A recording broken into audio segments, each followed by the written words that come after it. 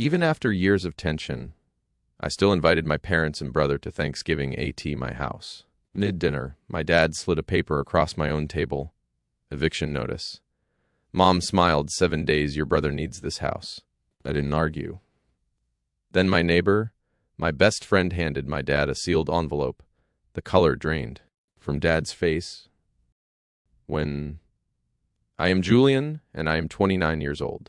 After 6 long, exhausting years of paying the heavy mortgage, fighting the local city council over decades-old building permits, fixing a dangerously sagging roof, and pouring my absolute blood, sweat, and tears into preserving my late grandfather house, my own father slid an eviction notice across my Thanksgiving table. He did it right in the middle of dinner, attempting to legally throw me out of my own home just to hand my premium real estate over to my deadbeat older brother. While I was staring at the heavy legal demands sitting right next to the gravy boat, surrounded by the expensive holiday meal I had cooked and paid for entirely with my own hard-earned salary, my mother just smiled. It was that perfectly polished, terrifyingly calm smile she always used when she was about to do something completely ruthless to someone she considered beneath her.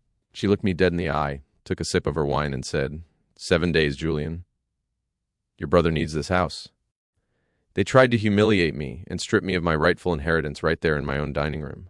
They fully expected me to just bow my head, pack my bags, and walk away into the cold November night without a single word of protest.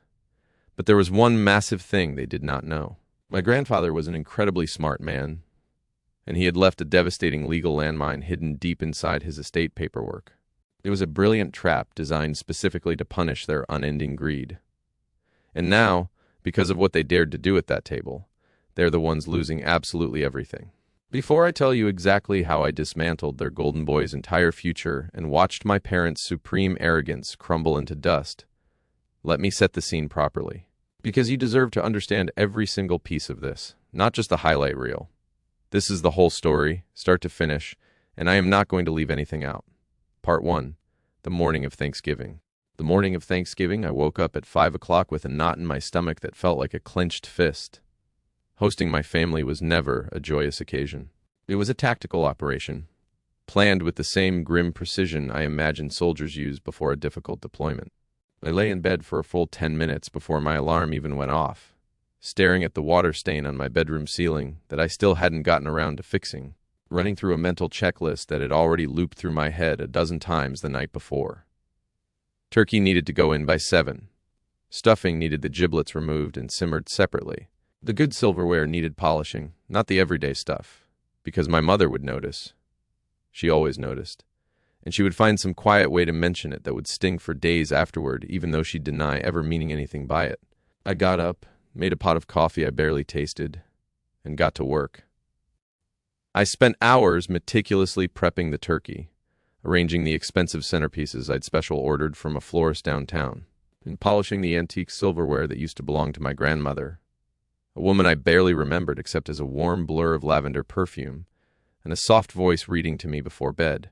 I wanted everything to be perfect. I wanted to prove to them that I was a capable, successful adult. I was desperately craving the validation that they had denied me my entire life. And if I am being completely honest with myself, some pathetic, still hopeful part of me thought that this year, finally, might be different. I thought that if the house looked immaculate, if the food was restaurant quality, they would finally look at me with an ounce of respect. I ironed the tablecloth twice. I arranged the good china in a pattern I'd seen in a magazine once and never forgotten. I even went out at 6 in the morning, in the freezing cold, to clip a few late-blooming chrysanthemums from the side yard for a small centerpiece bouquet because I remembered, vaguely, that my mother had once said she liked chrysanthemums. Years and years ago, before I understood that nothing I did with that information would ever actually change anything between us. I was incredibly naive. They arrived exactly 45 minutes late, offering no apologies. My father, Richard, walked in wearing a tailored wool sport coat, immediately inspecting the crown molding in the hallway as if he were a building inspector looking for a reason to issue a fine. He ran one finger along the top of the doorframe, the way he used to do when I was a teenager, and he was checking whether I'd actually dusted my room like I'd claimed. I watched him do it and felt, instantly, that same old childhood tightening in my chest, the sense that I was about to be found lacking in some way I hadn't anticipated. My mother, Margaret, handed me a cheap store-bought bottle of wine, the kind with a screw cap, the kind she would never in 1,000 years have served at one of her own country club dinner parties, and immediately began criticizing the temperature of the house. "It's absolutely freezing in here, Julian. Do you not believe in heating your home properly? I hope you're not trying to save a few dollars at the expense of your guests' comfort." I had the thermostat set to 71 degrees. I did not say this out loud. Preston, my 32-year-old brother, walked in behind them wearing a designer sweater I knew for a fact he could not afford, carrying absolutely nothing. Not a bottle of wine, not a dessert, not so much as a bag of dinner rolls from the grocery store. He never did. He'd shown up empty-handed to every family gathering for as long as I could remember. And somehow it had simply become an accepted, unremarked-upon fact of our family's ecosystem, the same way you'd accept that the sky is blue or that the tide comes in twice a day. Preston doesn't bring anything. That's just how it is. The dinner conversation was a minefield of passive-aggressive insults, the kind so practiced and so smoothly delivered that an outsider might not have even noticed the knives hidden inside them. My father boasted about his recent corporate promotion, subtly mocking my stable but less flashy career in logistics. "Of course, not everyone is cut out for the corporate ladder," he said at one point, buttering a roll with excessive concentration. "Some people are happier just maintaining things. There's nothing wrong with that." I let it slide off me the way I'd trained myself to do over the years. The way you learn to let a persistent drip of water slide off a raincoat instead of soaking you through. My mother complained endlessly about the neighbors at her country club, a long and increasingly bitter monologue about a woman named Deborah, who had apparently had the audacity to redecorate her sunroom in a style my mother considered derivative. Preston talked grandiosely about a new business venture, some kind of consulting firm that, as far as I could tell, consisted of him and a college friend who owed him money from a previous failed venture, guaranteed to fail, just like the previous 3. Nobody at the table questioned him. Nobody ever questioned Preston. I sat at the head of the table, carving the turkey, swallowing my pride bite by bite, the way I always did, the way I'd been doing since I was old enough to understand that speaking up only ever made things worse for me and better for everyone else at that table except me. Then came the moment that shattered the illusion of family forever. Part 2, the envelope. The eviction notice landed right beside the mashed potatoes. I want to be abundantly clear, this was not a metaphor. My father actually reached into the inside breast pocket of his coat, pulled out a thick, cream-colored legal envelope, and physically slid it across the table. The heavy paper made a soft, distinct scraping sound against the wood before coming to a dead stop right between the serving dishes. He leaned back in his heavy dining chair, crossed his arms tightly over his chest, and looked at me with an expression of supreme, untouchable authority. The exact expression I remembered from every parent-teacher conference of my childhood where he'd sat exactly like that, waiting for someone else to explain why I hadn't measured up. Across the top of the paper, printed in heavy, bold black ink, were the words, "Notice to vacate and surrender possession." The silence that fell over the room was utterly deafening. You could hear the faint mechanical hum of the refrigerator in the kitchen and the sound of the autumn wind aggressively rattling the window panes outside. Somewhere down the street, a dog barked twice and went quiet. I remember every single one of those small, irrelevant details with a strange, hyper-focused clarity, the way you remember the exact texture of the world in the instant before a car accident, when your brain is desperately cataloging everything around you because it senses correctly that the world is about to change. My mother folded her linen napkin with maddening precision, smoothing out the wrinkles, and placed it neatly beside her half-empty plate. She didn't yell. She didn't raise her voice or pound her fists. She just gave me that small, tidy smile. It was the kind of smile a predator gives right before it snaps the trap shut. "You have had a very good run here, Julian," she said, her voice dripping with a fake, sickening sympathy that made my stomach turn. "But Preston needs a real start in life. This house can do that for him. You are single, you have a good career, you can easily go rent a nice apartment downtown. It is simply time to do the right thing for your family. We are taking the house." I slowly shifted my gaze to Preston. He sat there, chewing on a piece of turkey I'd spent 6 hours meticulously roasting. He didn't look embarrassed. He didn't look the least bit guilty for trying to steal his younger brother's home. He looked incredibly relieved, as if a massive, unfair burden had just been magically lifted off his shoulders. That specific look on his face somehow made the betrayal a million times worse. He felt entirely entitled to the very floorboards under his feet. He believed with every fiber of his being that what was mine should naturally be his, the way a toddler believes every toy in a room is theirs, simply because they want it.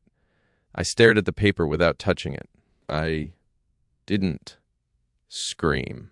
I didn't flip the table or shatter a wine glass. I didn't give them the emotional reaction they were heavily banking on to paint me as the unstable, hysterical one.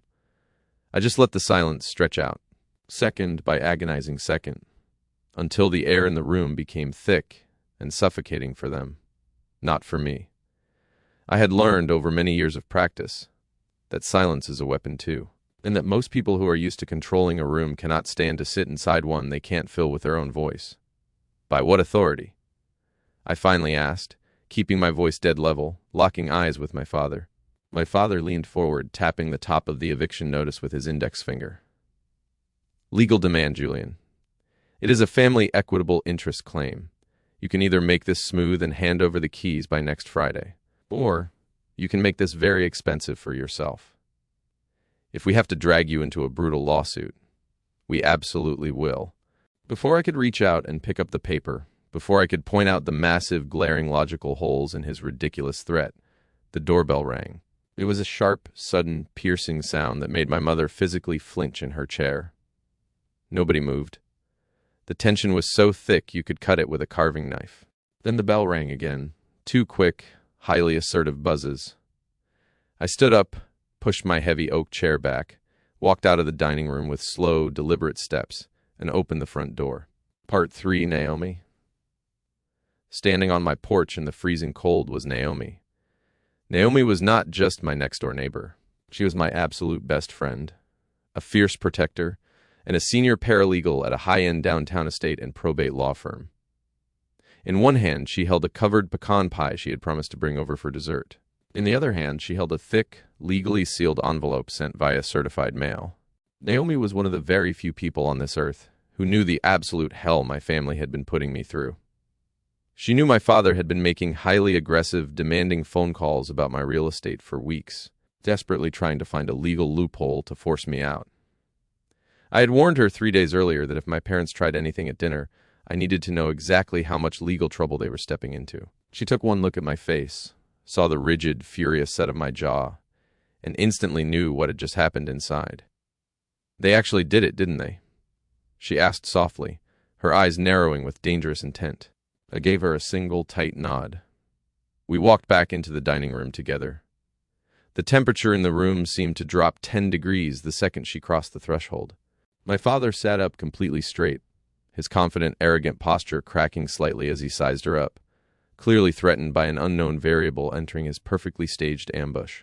"Who is this?" he demanded, treating her presence like a massive insult to his authority. "My neighbor," I said calmly, returning to my seat at the head of the table and steepling my fingers. "And my witness."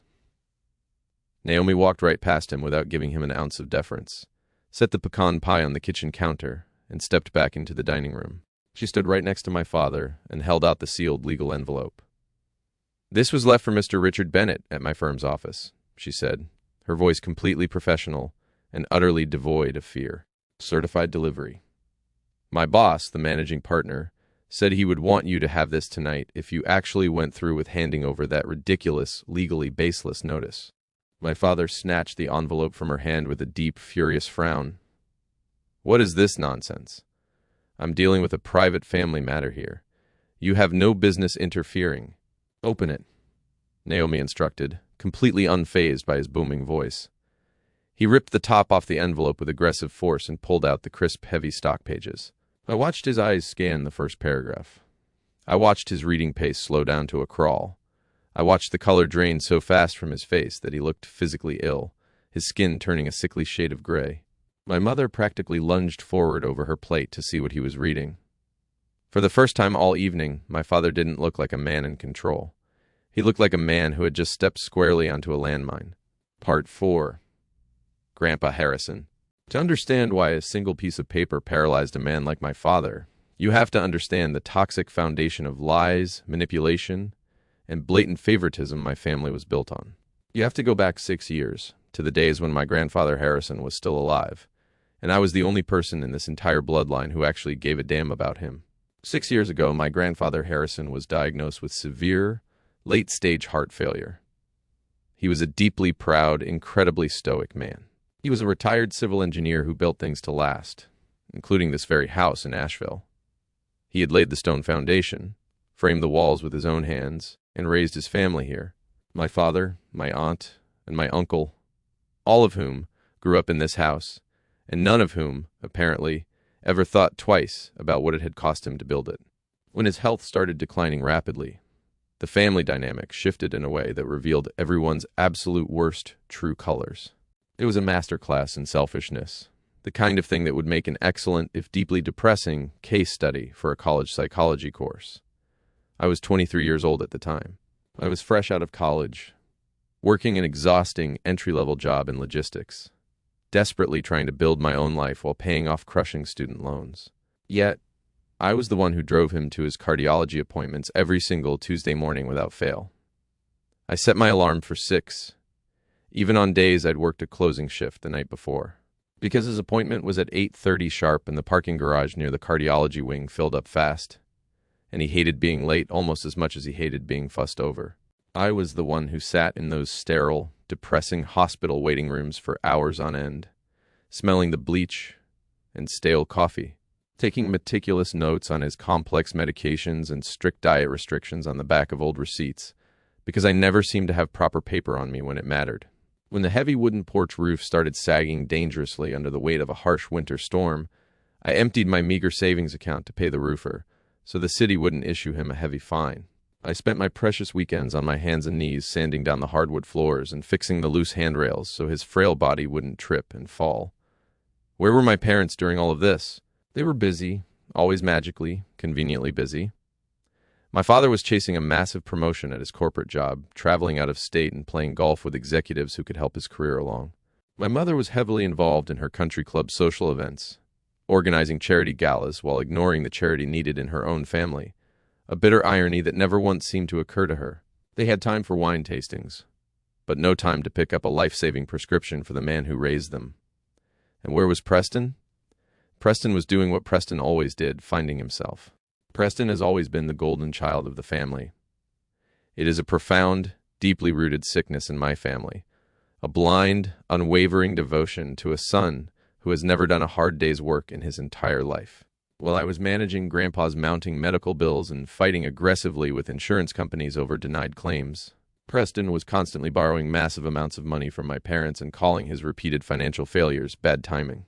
When I was 19, Preston borrowed my first car, a beat-up sedan I bought with summer job money that I had scraped together over 2 years of working the register at a hardware store on weekends.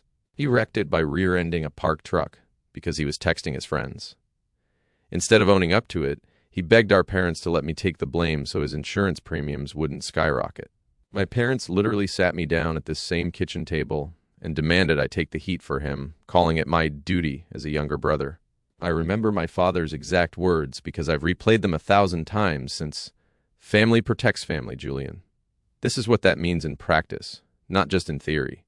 He once accidentally shut off the main power breaker to my room the night before my final college exams because he thought I was acting superior for getting an academic scholarship.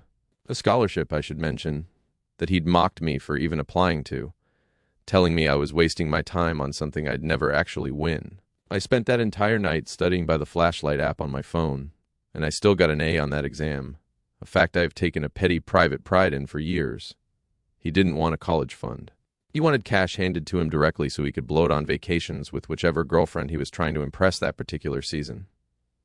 My parents always had a convenient excuse ready to deploy for him. He is extremely stressed right now, Julian. He is just young. He needs time to mature and find his path. He has a lot of hidden potential. You just need to support him. In my family, support him was a thinly veiled code word for finance his entire life, so we don't have to deal with his tantrums. Grandpa Harrison saw all of it. He sat in his worn leather armchair by the living room window, breathing slowly and laboriously through his oxygen tube, and he just watched. He watched Preston borrow his vintage truck for a date and return it 2 days later with a massive dent in the tailgate, mud all over the seats, and a completely empty gas tank. Grandpa never said a word about it out loud in front of Preston, but I remember him sitting in that chair afterwards, staring out the window for a long time, his jaw tight in a way that told me more than any lecture could have. He watched my father hint heavily during awkward Sunday dinners that the house would be much more useful in capable married hands once Grandpa passed away, clearly implying it should be instantly handed over to Preston. He wasn't even married at the time, and had no prospects of being so in the foreseeable future.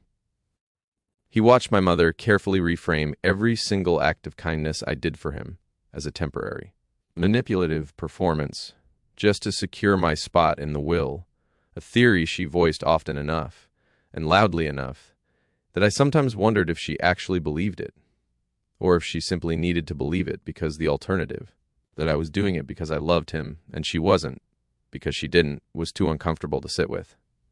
Grandpa never said much during those highly uncomfortable moments. He just asked quiet, probing questions. "Julian, do you have anywhere else you'd rather be on a Tuesday morning?" He'd ask me, and I'd tell him, no, of course not. And he'd nod slowly and go back to whatever he was reading. And then, quietly, without telling any of us, he made private, confidential appointments with an estate lawyer that none of them knew about until it was entirely too late. Part 5, what Grandpa did quietly. I didn't know at the time exactly how much planning was happening behind the scenes.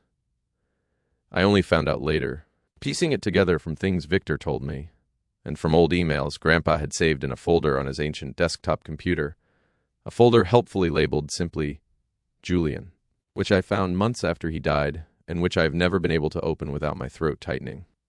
Grandpa had started seeing Victor Vance, his estate attorney, about 8 months before he died.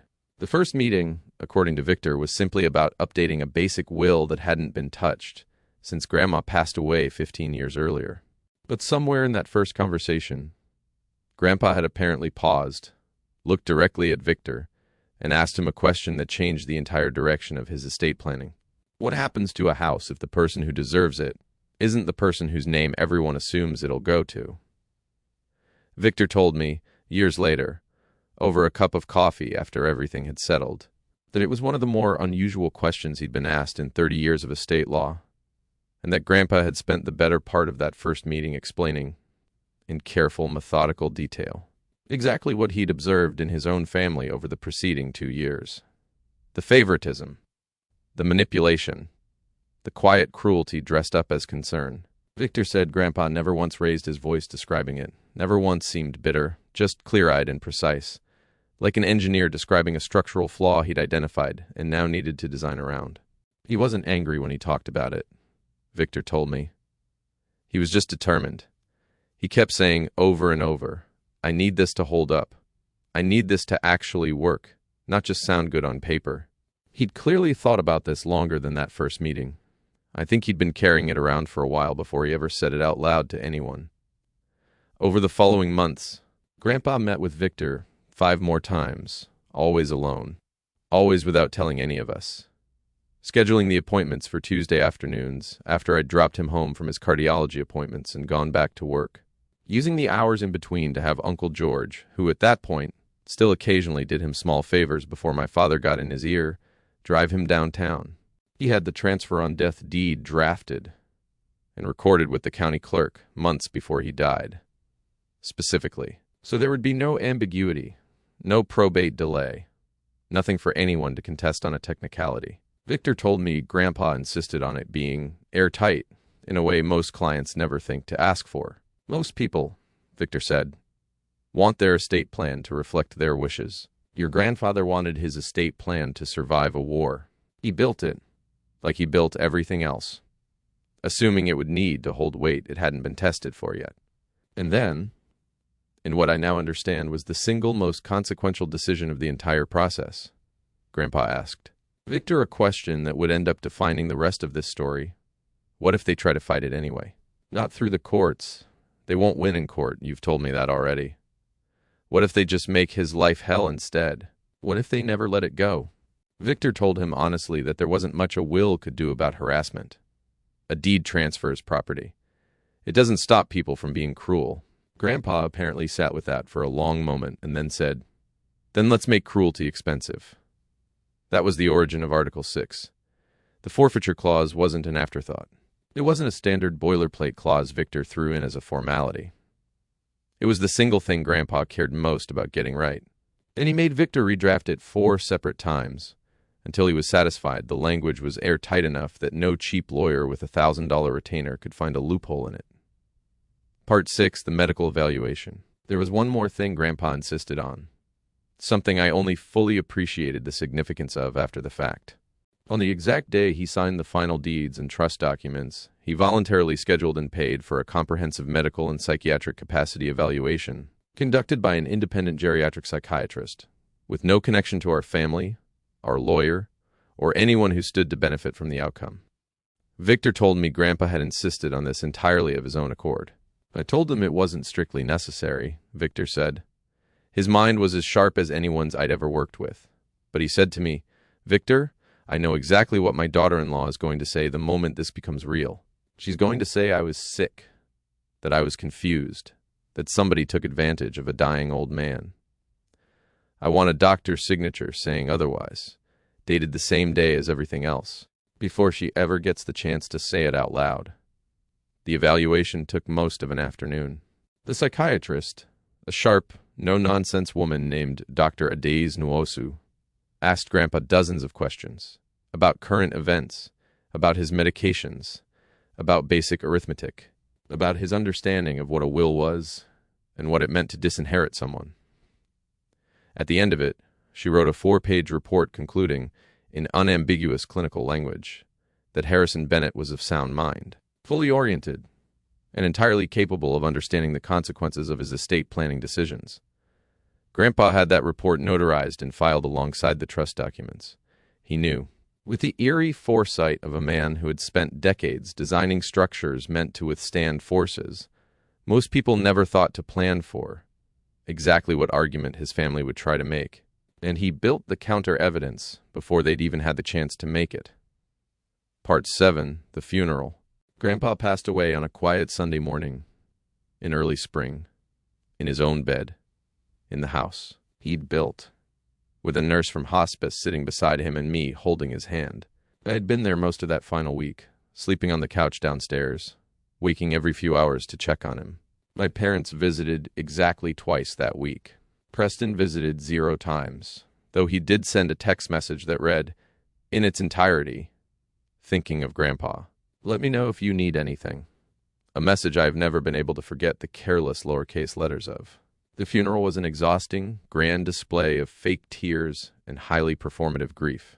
My mother cried loudly and dramatically in the front row of the church, holding on to my father for support, as if she had lost her best friend.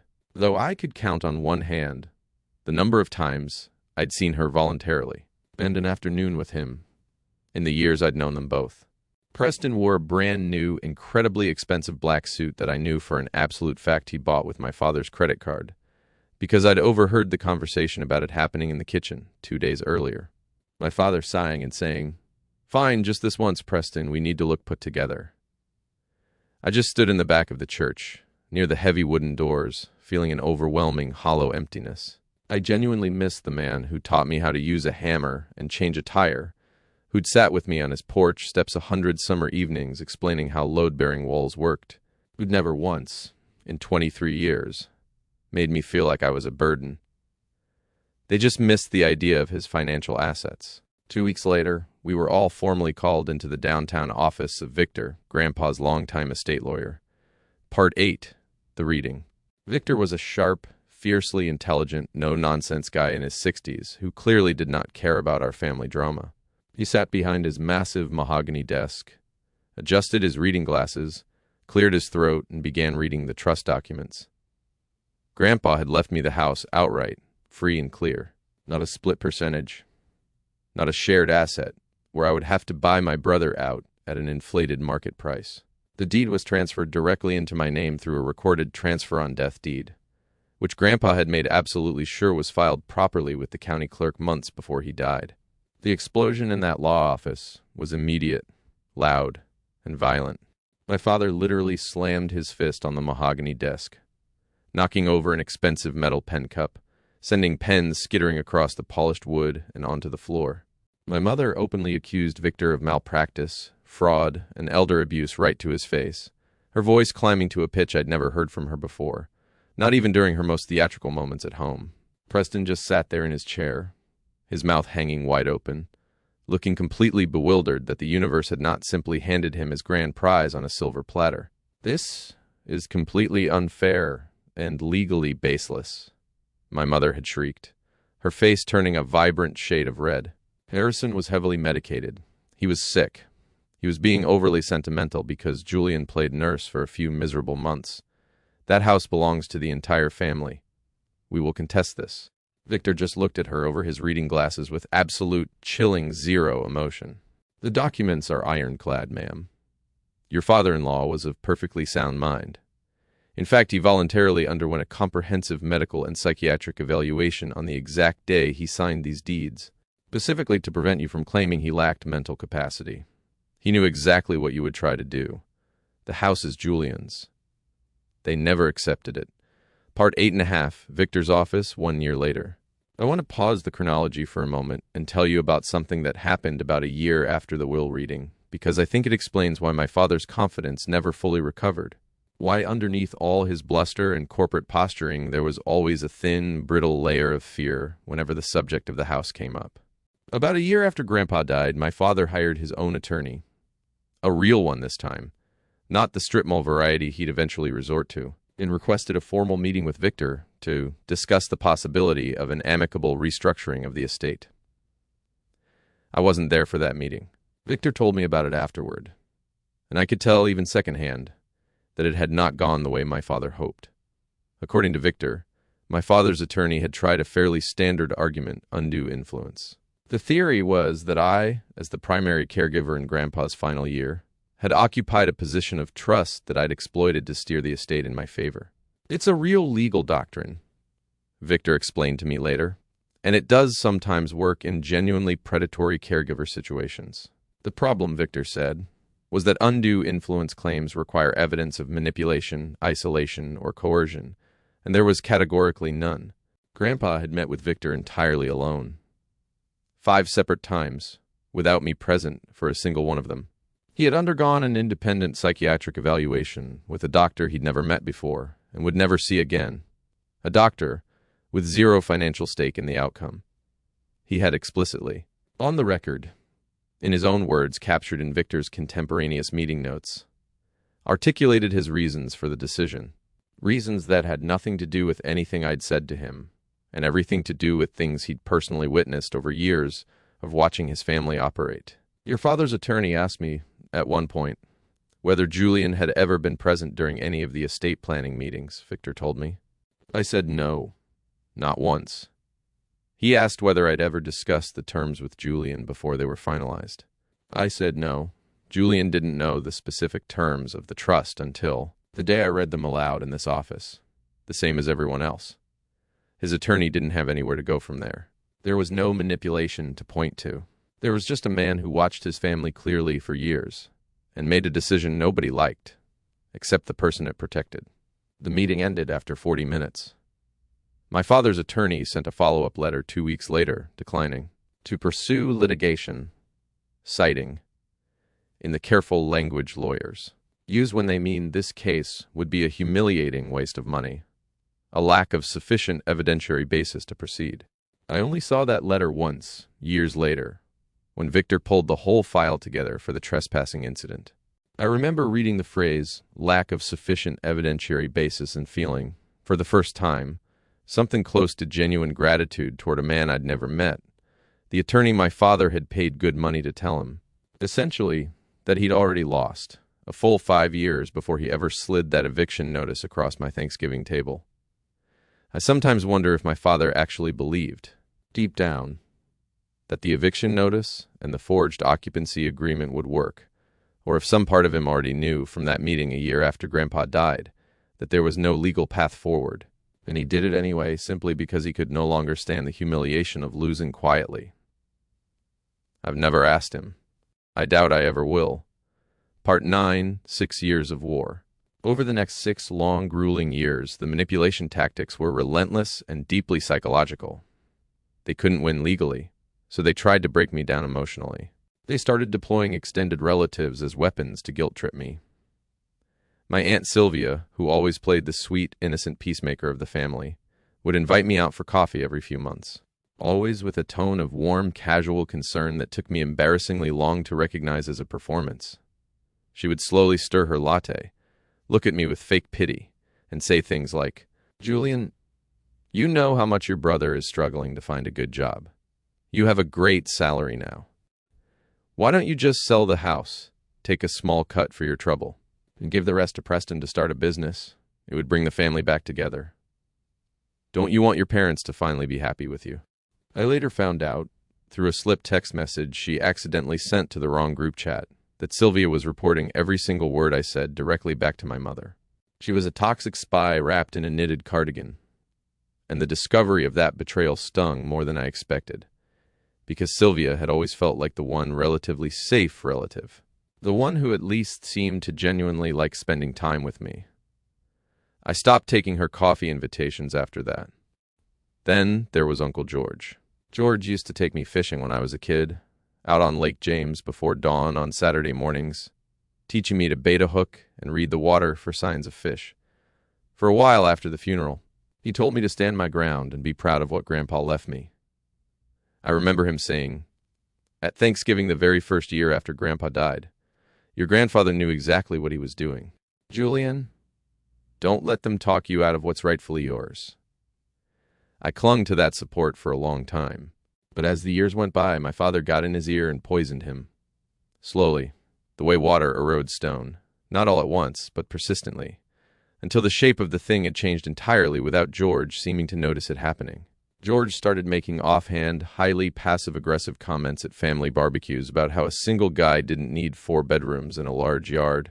He said I was being intensely selfish by hoarding premium real estate, while my own flesh and blood brother rented a damp, overpriced dump of an apartment. I remember standing by the grill with him one July afternoon, listening to him deliver this speech, and thinking about all those Saturday mornings on the lake, wondering when exactly he'd decided those mornings didn't count for anything against my father's opinion. I aggressively ignored all of them.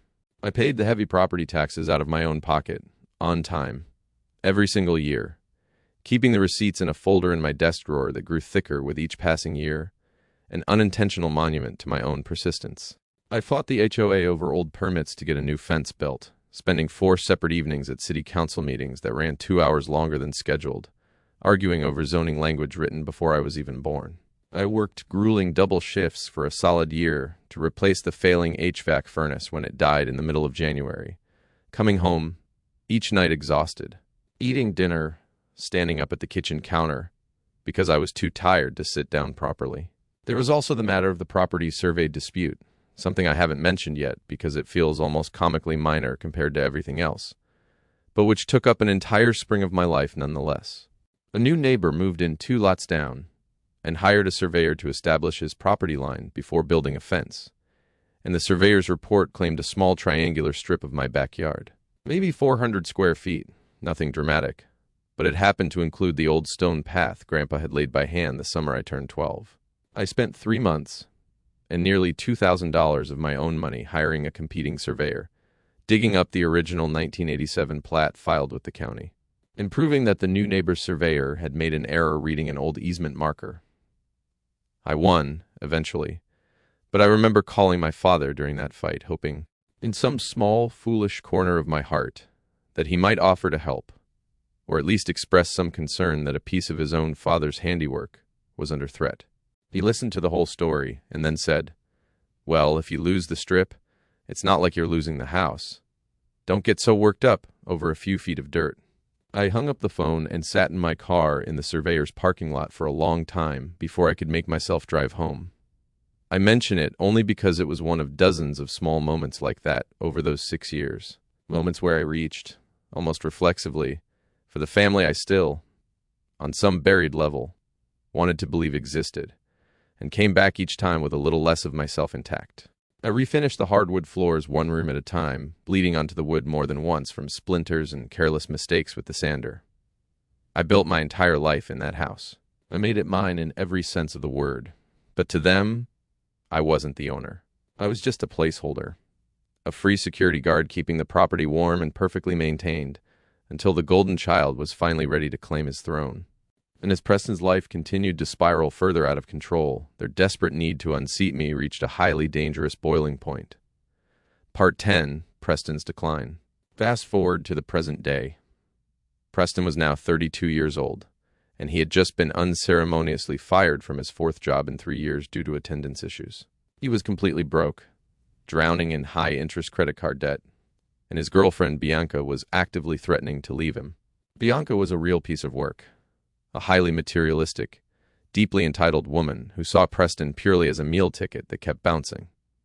I had accidentally overheard them having a vicious screaming match in my driveway once.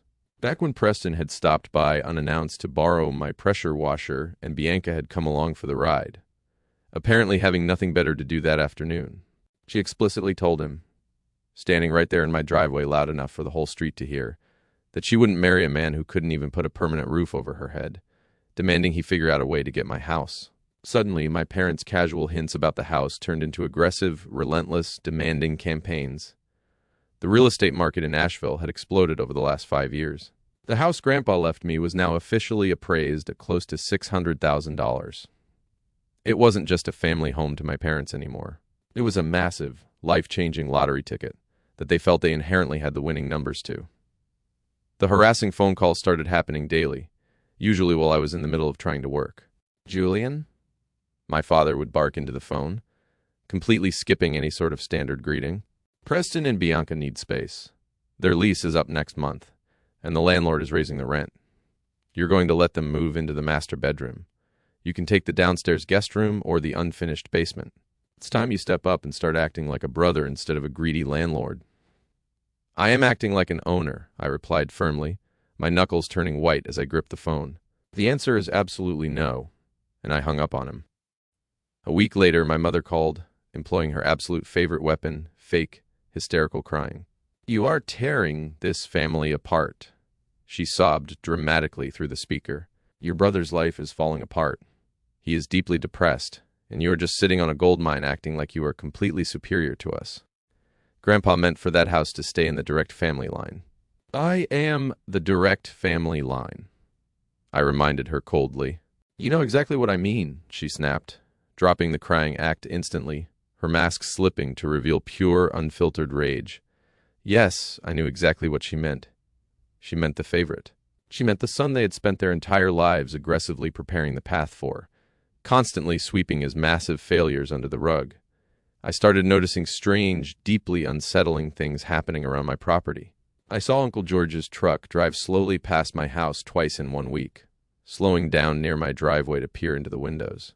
Once, I came home from work and found the heavy wooden side gate to my backyard unlatched, even though I obsessively locked it every single morning. They were probing, testing the perimeter, looking for a physical way in, which brings us right back to the suffocating tension of the Thanksgiving table. Part 11, Reading the Fine Print. After Naomi handed my father that thick legal envelope, and the color drained completely from his arrogant face, Preston leaned over, aggressively trying to physically snatch the paper out of his hands. "What is it?" Preston demanded, his voice tight, whiny, and laced with panic. What kind of fake legal trick is she trying to pull now? My father didn't answer. He couldn't. His mouth opened and closed silently like a fish suffocating on dry land. I looked down at the eviction notice my father had slid across the table just minutes before. Now that I wasn't completely blinded by the initial shock and the massive spike of adrenaline, I picked it up and actually read the fine print. It was full of heavy, highly intimidating legal jargon. Phrases like adverse occupancy, family equitable interest, and surrender of premises to rightful beneficiary claimant. It looked utterly terrifying to a normal person who didn't know better. It was printed on thick, incredibly expensive legal paper designed purely to intimidate. But I looked closely at the letterhead, and then I looked at the signature block. It wasn't a real court order. There was absolutely no judge's stamp, no official docket number, no embossed county seal. It was a glorified, highly aggressive scare letter written by a cheap strip mall attorney my father had likely paid $1,000 under the table to intimidate me into handing over a $600,000 asset. I let out a harsh, bitter laugh that echoed loudly in the quiet dining room. You actually thought I wouldn't know the difference between a sleazy lawyer's scare letter and an actual legally binding eviction order. I looked my father dead in the eye, feeling an intense wave of pure disgust wash over me. He tried to scare me out of my own house over turkey and stuffing before I could read the fine print. You actually thought I would just cave to the psychological pressure. My mother's face hardened into a mask of pure stone. The sweet, administrative smile was entirely gone, replaced by venomous hatred. We were trying to solve a family problem privately, Julian. We didn't want to bring the courts into this and ruin your reputation. You were making a massive, unforgivable mistake. No, Naomi interjected, stepping fully into the room, her voice cutting through the heavy tension like a razor blade. The only people making a mistake tonight are the ones sitting in those chairs, demanding things they have absolutely zero legal right to. Preston shoved his heavy plate forward in a sudden, violent fit of childish rage, spilling hot gravy and cranberry sauce all over my antique tablecloth. You know what? Grandpa got manipulated. Everyone in the family knows it. I have fundamental rights to this property. I'm not backing off just because you found a glorified secretary to wave some paper in our faces. He was so deeply arrogant, so completely, hopelessly blind to the massive, inescapable legal trap that was actively closing around him and our parents. Naomi didn't even flinch at Preston's loud, highly insulting outburst. She reached across the dining table, took the heavy document right out of my father's trembling hands, and placed it perfectly flat under the bright light of the dining room chandelier for everyone to see clearly. "This isn't my paper, Preston," Naomi said, her tone ice cold, perfectly modulated, and relentlessly professional. "This is a direct copy of your father's own sworn statement from probate court 6 years ago. The exact legal document where he admitted under oath, under penalty of perjury, that Julian is the sole lawful owner of this property." My father swallowed hard, heavy beads of sweat forming on his forehead. That is just a standard probate declaration," he stammered, frantically trying to regain control. "It doesn't override basic fairness. It doesn't legally stop us from asserting equitable family occupation." "Equitable family occupation?" I repeated slowly, tasting the absolute ridiculousness of the fabricated phrase. "Did your discount lawyer invent the term yesterday just to make you feel better about actively trying to steal from your own son?" Naomi tapped the second page of the document with her perfectly manicured fingernail. "You really should read the attached trust clause before you keep digging your own grave, Richard." She pulled the second page free and handed it directly to Preston. That was a highly strategic, calculated move on her part. My brother always believed things more when he held the physical paper in his own hands. He needed to feel the weight of his own destruction. His eyes darted rapidly across the page, and he started reading aloud, stumbling heavily over the dense legal weight of the words. "Any beneficiary who directly or indirectly contests title, possession, or beneficial ownership of the Asheville residence transferred to Julian Bennett, or supports another person in doing so, shall be deemed to have predeceased distribution under Article 6. The room went completely, utterly silent again. A pin drop would have sounded like a cannon going off. Even Preston, who barely managed to scrape by in high school economics, understood exactly what that specific, terrifying language meant. Deemed to have predeceased distribution. In ordinary, everyday conversational English, it meant you are treated by the probate court as if you are dead. It means your existence is legally erased from the will. It means you get absolutely nothing. Zero. Not a single red cent. Part 12. The Genius of the Trust. Let me take a moment to explain the absolute, undeniable genius of my Grandpa Harrison. He didn't just leave me the house through a simple transfer on death deed. He also left a separate, highly lucrative investment trust, mostly blue-chip stocks, bonds, and some commercial real estate dividends, for my father, my mother, and Preston. It was valued at roughly $240,000 in total. Not life-changing, buy a private island money, but a very comfortable financial cushion that my parents treated like a sacred, untouchable entitlement. They were heavily relying on it. They were supposed to get their payouts in steady installments over the next 10 years. But Grandpa knew exactly who he was dealing with. He knew how toxic, relentless, and deeply greedy they were. So he instructed Victor to put a lethal poison pill directly into their trust fund.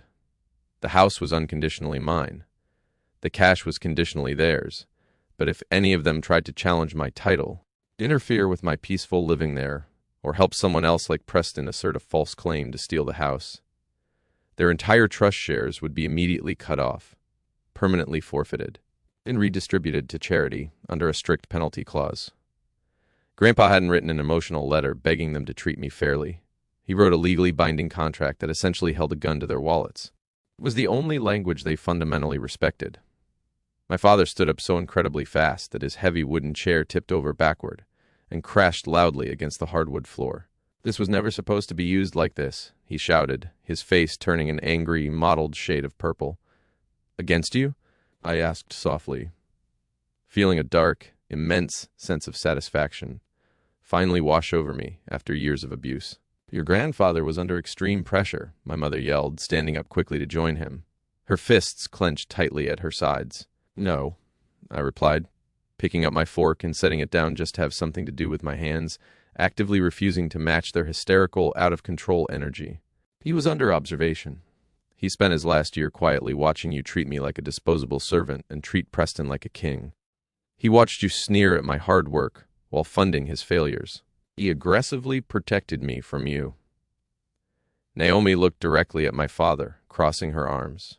"And now that everyone has read the forfeiture clause, I highly suggest you take back your fake eviction notice. Leave this property immediately, and absolutely stop discussing real estate you do not own." Preston turned on my father instantly. The legendary, supposedly unbreakable golden child loyalty evaporated into thin air the very second his inheritance money was severely threatened.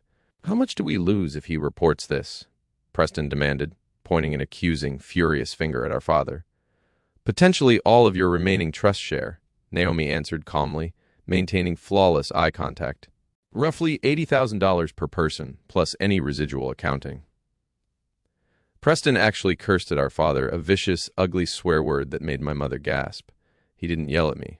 He didn't yell about the house anymore. He yelled directly at the man who had babied and protected him his entire miserable life. "You specifically told me this was clean. You told me Bianca, and I could move in by Christmas, and the trust would be completely fine. You idiot. It would have been clean if your brother had just behaved and signed the damn papers," my father snapped back, completely losing his mind in the face of his own son's intense rage and disrespect. Part 13, they storm out. They stormed out of the house. There were no apologies, no cinematic, tearful, screaming matches with me. Just the three of them viciously yelling at each other as they marched aggressively down my driveway. My mother hesitated right at the door, turning around to give me one last look of pure, concentrated hatred. "You will deeply regret making this so incredibly ugly, Julian," she hissed. The heavy front door slammed so hard the glass panes in the side lights violently rattled. The house finally went quiet. Naomi let out a massive, shuddering breath, her rigid professional posture relaxing slightly as she sat heavily down at the table. "He is not done, Julian." "I know," I said, staring blankly at the locked front door. "Preston won't just let it go. He is too desperate. He thinks he is far too smart to lose to me. He thinks he can physically bully his way past a legal document." We immediately pulled out our phones and called Victor, the estate lawyer. Despite it being a major holiday evening, he answered on the second ring. When I concisely explained what had just transpired at the dinner table, Victor's tone turned deadly serious and strictly professional. "Julian, listen to me very carefully," Victor said through the phone speaker, his voice tight. "You need to make absolutely sure all your exterior security cameras are functioning and saving properly to the cloud. Keep a certified copy of your deed right by the front door. Do not, under any circumstances, open the door to Preston alone. If they are desperate enough to serve fake eviction papers, they might try to force a civil standby with local law enforcement to violently create a false record of possession before the county courts open on Monday morning." That exact phrase sat incredibly heavy in my chest like a block of solid ice. Create possession. I barely slept a wink that night.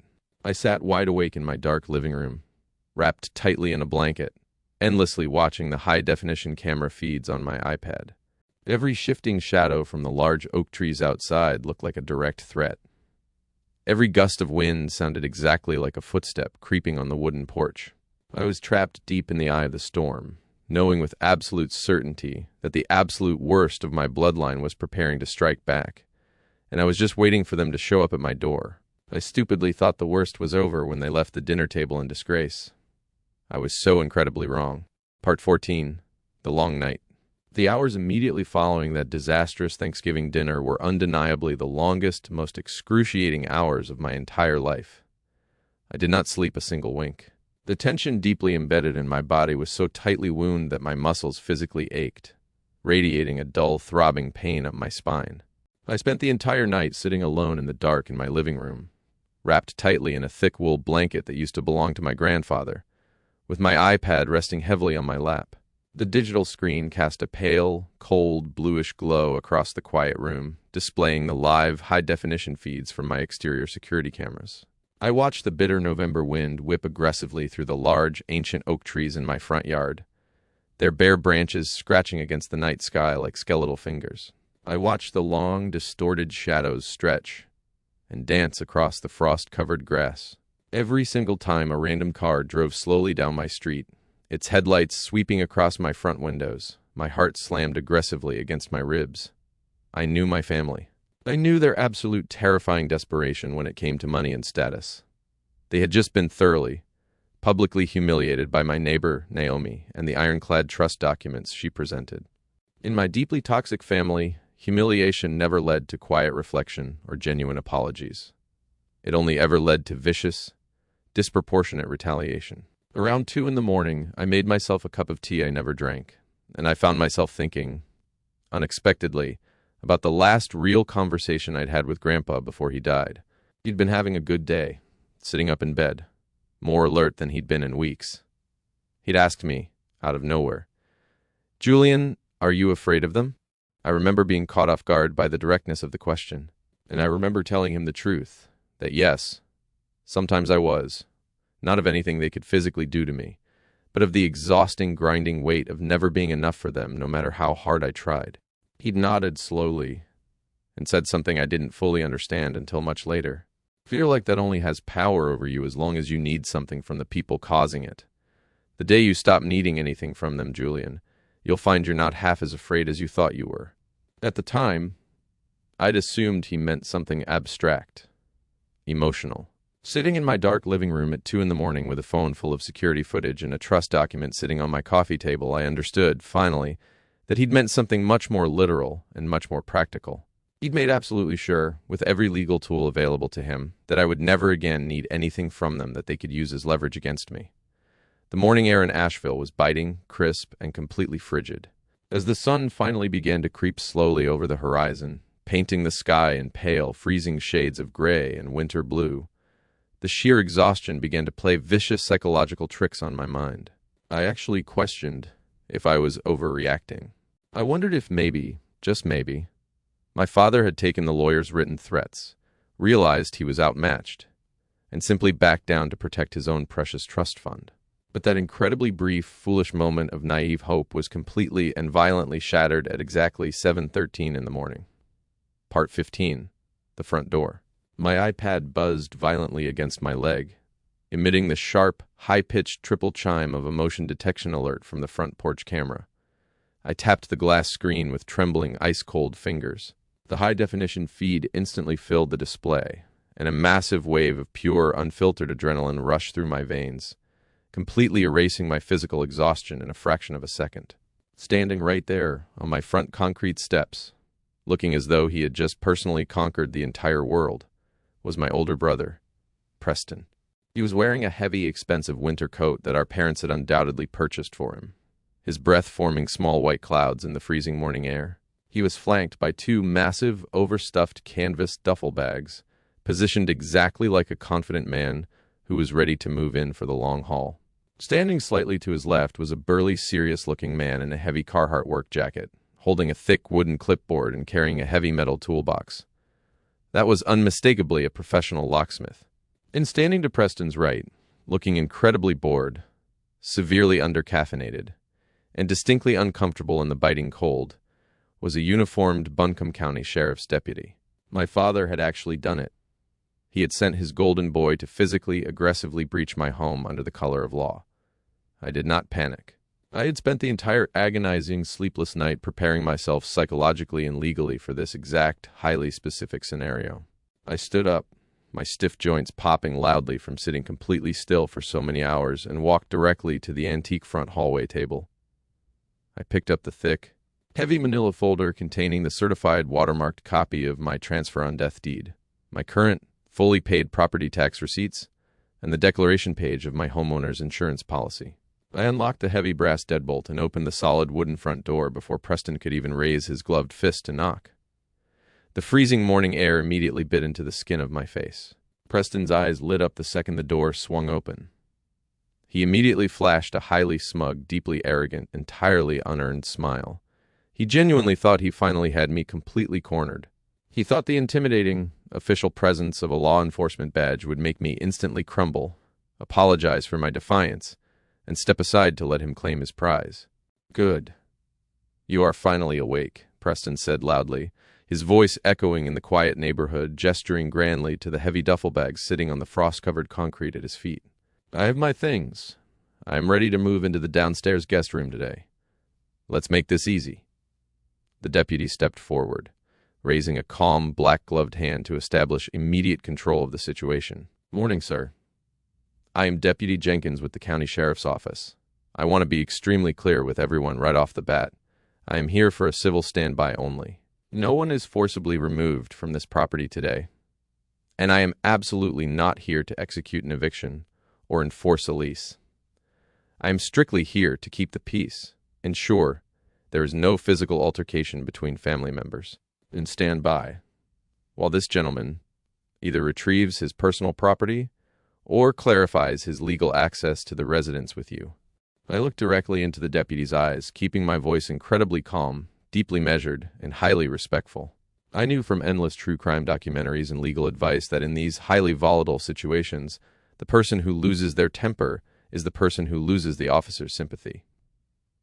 "Retrieve what property, officer?" I asked clearly. He has never lived here a single day in his entire life. "This is my private real estate." Preston gave a short, highly exaggerated, mocking laugh, looking at the locksmith and the deputy as if I were completely medically delusional. "Julian, stop playing these childish games. It is a family house. We have a written, binding legal agreement. I have explicit written consent from you to establish my residency here. We are doing a planned family real estate transition. And you are just being difficult because you are holding a grudge about yesterday." Preston reached eagerly into his jacket pocket and pulled out a folded piece of standard white printer paper. I knew exactly what it was before he even finished unfolding the sharp creases. It was another blatant, legally disastrous forgery. He handed the paper proudly to Deputy Jenkins. I leaned forward just enough to read the bold heading. It was a cheaply typed document, clearly printed from some generic, free online legal template mill. It was dramatically titled Occupancy and Residency Agreement. The document explicitly and falsely stated that I, Julian Bennett, the legal homeowner, had officially agreed to let Preston Bennett move into the downstairs bedroom indefinitely, pending a final family real estate transition plan to be determined by our parents. And right there, at the very bottom, sitting squarely on the primary signature line, was my name in blue ink. It was an absolutely terrible, highly insulting forgery. It looked vaguely like my signature, only if you had ever seen it scribbled hastily on a digital pharmacy checkout pad while I was trying to hold groceries. My father had undoubtedly practiced it a few dozen times on scratch paper before letting Preston confidently use it to trick armed law enforcement. Deputy Jenkins read the paper thoroughly, his brow furrowing deeper with every line. He looked up, his expression hardening slightly, and looked back at me. "When exactly was this document signed, sir?" "It was not," I said firmly, my voice cutting through the crisp, quiet morning air like a knife. "That is a completely forged document, Deputy. I never signed it. I never agreed to it, and my brother is currently using it to attempt a fraudulent, illegal entry into my home. My father fabricated that paper to steal my inheritance." I opened my heavy manila folder and confidently handed the deputy the real certified transfer on death deed, complete with the raised, embossed county seal and my late grandfather's notarized signature from 6 years ago.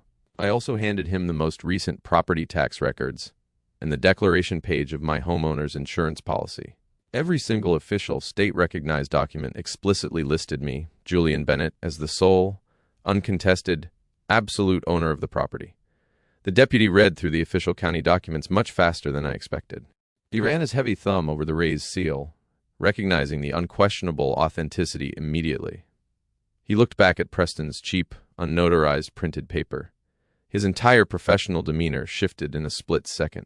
The early morning boredom vanished entirely, replaced by the hard, uncompromising, deeply irritated eyes of an officer who realized he was being actively manipulated and used as a pawn in a real estate scam. "Do you have an actual certified court order, son?" Deputy Jenkins asked Preston, his voice dropping a full octave, completely stripped of any friendly customer service tone. "A judge's signature? A writ of possession from the county clerk?" Preston's highly smug, arrogant smile instantly faltered, collapsing into a look of genuine confusion. He shifted his weight nervously from foot to foot, suddenly realizing the police were not his personal employees. "I just told you it is a family agreement. He signed it last month. We don't need an expensive court order for family. It's our grandpa's house."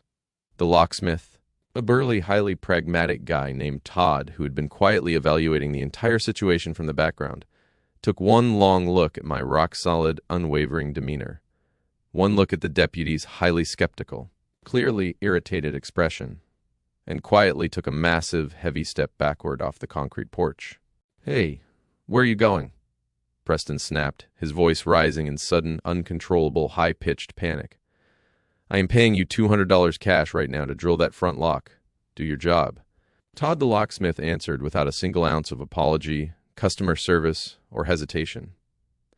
"I am absolutely not touching a lock during a highly disputed occupancy, with zero court order, buddy. Especially when the legally deeded owner of the real estate is standing right in front of me holding the authentic county paperwork. I am union, and I am not catching a felony breaking and entering charge for your messy family drama. Have a good morning." Todd turned around, walked straight to his commercial work van, threw his heavy metal toolbox in the back with a loud clang, and drove away without even looking back in his rearview mirror. Part 16. The Cellar.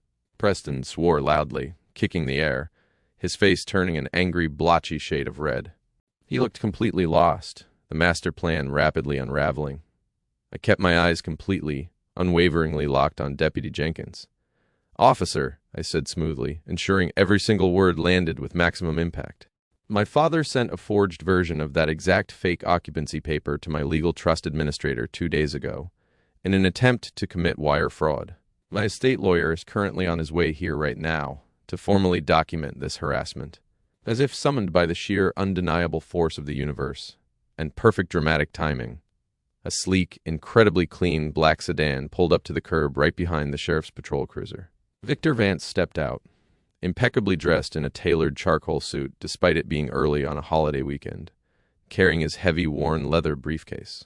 He walked straight up the concrete path, completely ignoring Preston's existence as if he were a ghost, and greeted the deputy with sharp professional courtesy. "Good morning, Deputy.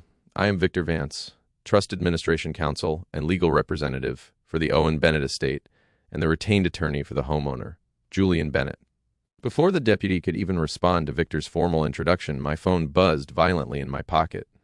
It was a distinct, high-pitched triple chime, the specific alert tone for the side yard and backyard cameras. I pulled my phone out automatically, my heart skipping a violent beat, and looked at the glowing screen. For a split second, my exhausted, sleep-deprived brain could not fully process the image I was seeing. Then a massive wave of absolute, freezing, blinding, uncontrollable rage washed over my entire body. My father was creeping behind my house. He was standing right at the heavy, weathered wooden cellar door, just off the back brick walkway. In one hand, he was carrying a large, clear plastic storage tote filled with various household items. In the other hand, he held something small and distinctly metallic. A key. It hit me instantly. A sickening realization. Uncle George. George had borrowed some heavy gardening tools from my grandfather years ago and must have secretly made an unauthorized copy of the old exterior cellar key, passing it to my father. For this exact, desperate moment, my father had intentionally, maliciously sent Preston to the front door with an armed deputy and a professional locksmith to create a massive, chaotic, highly stressful legal distraction.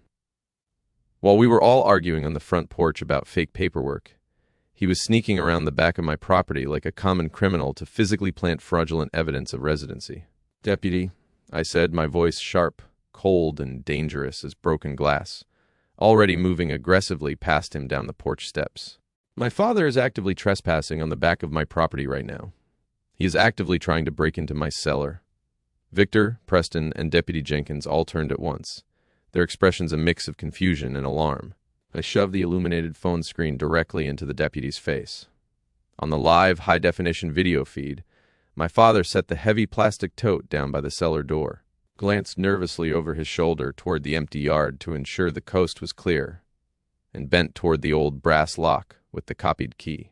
"Let's go," Deputy Jenkins ordered sharply, his hand instinctively dropping to rest heavily on his black utility belt as he moved with incredible trained speed. We cut quickly through the side yard, our shoes crunching loudly on the thick, frosted grass. Victor was right on my heels, moving surprisingly fast for a man his age, his briefcase swinging by his side. Preston followed us, stumbling slightly, swearing under his breath the entire way, desperately, trying to construct a new plausible lie to explain away what was currently happening. We rounded the back corner of the house just as my father muscled the heavy, stubborn, paint-chipped cellar door open. He froze completely, his entire body going rigid when he heard the heavy, synchronized footsteps approaching. He looked up, his eyes widening in absolute, unadulterated primal terror as he saw a uniformed, armed sheriff's deputy marching aggressively toward him. The trap had officially, spectacularly snapped shut.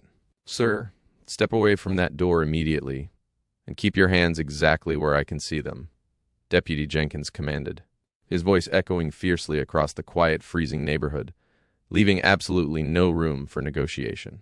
My father straightened up way too fast, his knees literally knocking against the wooden cellar doorframe. He dropped the copied brass key into the frosted grass, as if it had suddenly caught fire. I'm just retrieving some old family property," he stammered, his highly confident, highly polished, arrogant corporate persona completely shattering into a million pathetic, transparent pieces right before my eyes. "No," I said, walking right past his trembling form and stopping directly in front of the large plastic tote sitting on the cold ground. "You are not retrieving anything, you are creating it." I looked down into the clear plastic bin, completely disgusted and entirely fascinated by the sheer, calculated audacity of his plan. Inside were the exact, specific, highly orchestrated items they needed to formally fake a residency claim if a probate or housing court ever actively investigated. There were neatly folded men's sweaters and worn jeans, a scuffed leather razor kit, a cheap, brand-new set of thin bath towels with the Walmart price tag still visibly attached. And most damning of all, a thick stack of white envelopes securely bound by a thick brown rubber band. I pointed directly at the mail, my fingers shaking slightly with adrenaline. "Look at those envelopes, officer. Look very, very closely." Deputy Jenkins stepped forward, shining a small, incredibly bright tactical flashlight into the bin despite the morning daylight. He leaned down and inspected the stack without touching it. They were all officially addressed to Preston Bennett, completely utilizing my exact home address down to the zip code. It was all fresh, perfectly pristine mail, a pre-approved premium credit card offer, a local high-speed cable television promotion, a pharmacy discount flyer, and a generic bank checking account advertisement. All of it was completely clean, uncreased, and officially postmarked within the last 5 days. My father had deliberately, systematically gone online and signed Preston up for various mailing lists and junk mail using my home address. He did it specifically to manufacture a fraudulent, heavily documented paper trail to present to a judge. He wanted to claim Preston had been living in the basement for weeks, paying rent in cash, and here was the federal mail to prove his legal tenancy. "Who legally owns this residence?" Deputy Jenkins asked, turning his hard, uncompromising gaze entirely onto my sweating father. "I do," I answered immediately, holding up the manila folder like a shield. "Do you, the legal homeowner, give this man any permission whatsoever to enter that cellar, possess a key to that door, or leave these personal items on your property?" The deputy asked, making absolutely sure every word was documented clearly for his upcoming report.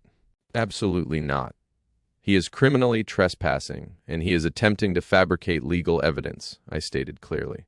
Victor stepped forward, opening his heavy leather briefcase and resting it on a nearby wrought iron patio chair. He pulled out a printed, time-stamped email chain and the exact fake occupancy agreement Preston had just tried to confidently use at the front door. "Deputy, what you are currently witnessing is a highly coordinated, premeditated, attempted fraud," Victor stated clearly, his voice carrying the immense crushing weight of his decades of legal authority. 3 days ago, this man, Richard Bennett, emailed my trust administration office, officially claiming his son had amicably established residency here. He attached a forged consent form to that email. Today, he intentionally brought law enforcement to the front door as a calculated, incredibly dangerous distraction while he attempted to plant unopened mail and clothing in the basement to maliciously support a fake squatter's claim. It is textbook fraud. My father's mouth opened and closed silently. He looked at Preston, who was staring hard at the ground, then at me, then at the deputy. This is all being blown completely out of proportion. You have to understand, officer, we are a family. We're just trying to help my son get on his feet. Julian is being completely unreasonable and greedy. You brought a forged legal document to a civil standby, Victor countered flawlessly, shutting down the emotional manipulation instantly. You attempted unauthorized, forced entry into a secure dwelling. You brought staged, fabricated props. There is absolutely no version of this morning that ends well for you, Richard. You have crossed the severe legal line. Preston stared blankly at the plastic tote full of fake mail. The crushing, undeniable reality of the situation finally crashed down on him. The elaborate, highly illegal plan had failed miserably. The $600,000 house was entirely out of reach. The locksmith was gone. The police were firmly against them. "I need formal, state-issued identification from every single person present," Deputy Jenkins said, pulling out a heavy black notepad and a pen. "I am writing a full, detailed, official incident report. And because you attempted entry onto a deeded property without lawful possession, while presenting highly disputed and potentially forged paperwork to an officer of the law, you are all officially, permanently trespassed from this address." My father actually had the sheer mind-boggling audacity to look deeply offended. Trespassed? For what? I am his father. I built this family. For exactly what the attorney just said, Deputy Jenkins replied with the kind of flat, exhausted patience only seasoned law enforcement officers possess. This is criminal trespass getting dressed up as a simple family misunderstanding. Hand over your IDs right now, or I will put you in handcuffs and we can sort this out down at the county station. My father shakily reached into his back pocket and handed over his driver's license. Preston did the same, his hands trembling violently in the cold. The backyard was dead silent, except for the sound of Deputy Jenkins' pen scratching aggressively against his notepad.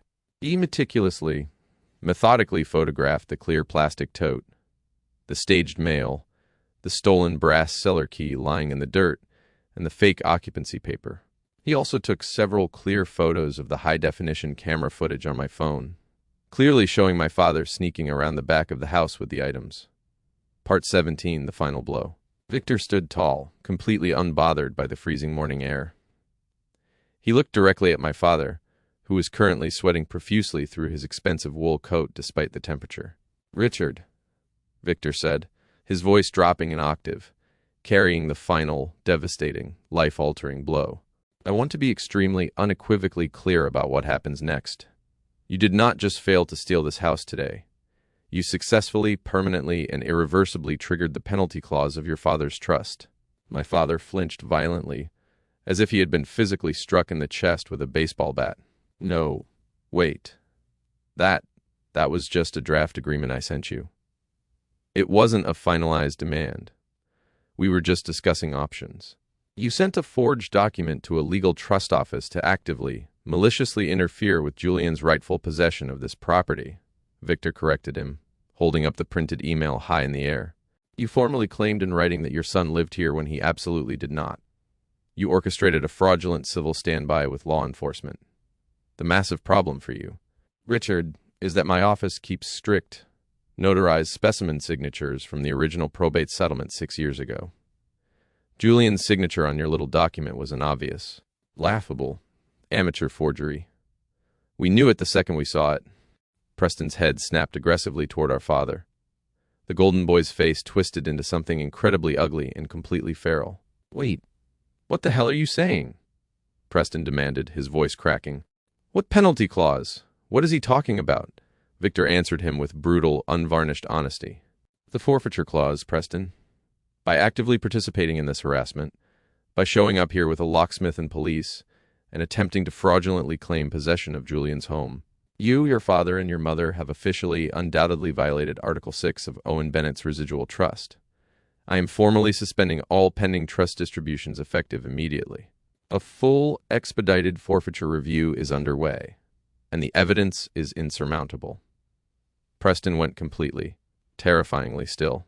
I could literally see the limited, panicked gears in his head turning, desperately calculating the massive, catastrophic financial loss. He had been heavily banking on that trust money to save him from his mounting credit card debt and to appease his girlfriend. He genuinely thought he was walking away today with a $600,000 house and an $80,000 cash payout. Now he was looking at absolute zero, total financial ruin. You lost the money? Preston screamed, stepping aggressively toward our father, his fists clenched tightly at his sides. You explicitly told me this was a guaranteed win. You told me you had a brilliant lawyer look at this. I did, my father yelled back, completely losing his polished corporate composure, his voice echoing shrilly. I paid a lawyer $2,000 for that eviction notice. You paid a strip mall scam artist to print a scary piece of paper, I interjected, feeling a massive, overwhelming, intoxicating sense of vindication wash over me. You gambled your entire inheritance, your entire financial future, on the arrogant belief that I was too weak and too stupid to fight back. You lost your massive salary cushion because you couldn't stand the simple fact that Grandpa loved me more than your precious golden boy. Just then, the heavy wooden side gate creaked open loudly. My mother, Margaret, walked rapidly into the backyard. I had not even realized she had driven over separately after Preston. She stopped dead in her tracks, her mouth falling open when she saw the uniformed deputy, the plastic tote full of fake mail, and Victor standing there holding the legal documents. What on earth is going on here? She demanded, instinctively trying to take control of a situation that was already entirely, hopelessly lost. Your idiot husband just cost us $250,000. That's what is going on, Preston screamed at her, his face purple with rage, completely abandoning any respect he ever had for them. The perfect, loving, united family facade was burning to the ground right in front of me, and it was the most glorious, satisfying thing I had ever witnessed in my entire life. Part 18, Trespassed. Deputy Jenkins closed his thick black notepad with a loud, highly authoritative snap that cut sharply through the freezing morning air, startling everyone in the yard. All right, that is absolutely enough from all of you, the deputy ordered, his voice brooking absolutely no argument. I have everything I need for my official report. Listen to me very carefully, because I am only going to say this exactly one time. You three are officially, legally trespassed from this location. If any of you return to this property claiming possession, attempting entry, or harassing this homeowner without a signed, certified court order from a judge, you will be immediately arrested for criminal trespassing and harassment.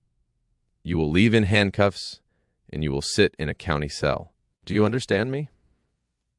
No one answered him immediately. They were all entirely too busy drowning in the suffocating, crushing reality of their own self-inflicted destruction. The massive financial safety net they had relied on for the next decade had just been completely incinerated in a matter of 20 minutes. I said, "Do you understand me?" Deputy Jenkins repeated loudly, his hand resting heavily on his utility belt, staring directly at my father.